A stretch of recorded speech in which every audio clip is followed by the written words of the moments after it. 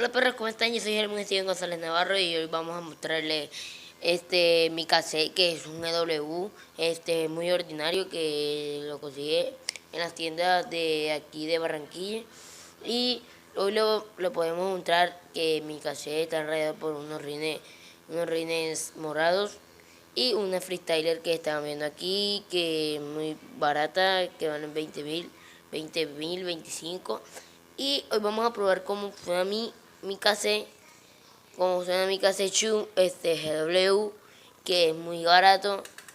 Y aquí lo estamos probando, que aquí está el cassette. Y vamos a ver cómo suena y ustedes me darán la opinión. Vamos a ver.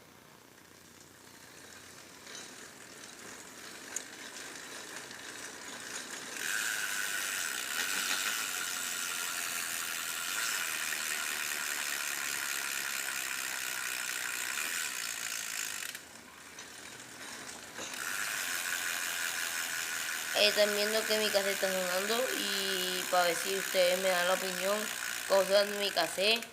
Y eso, aquí se bajó un poquitico, que lo acabo de modificar un momentico, que me está echándole grasa a la balinera, porque este cassette es de balín suelto. Y ustedes me pueden decir que, bueno, que recomendado pueden dar.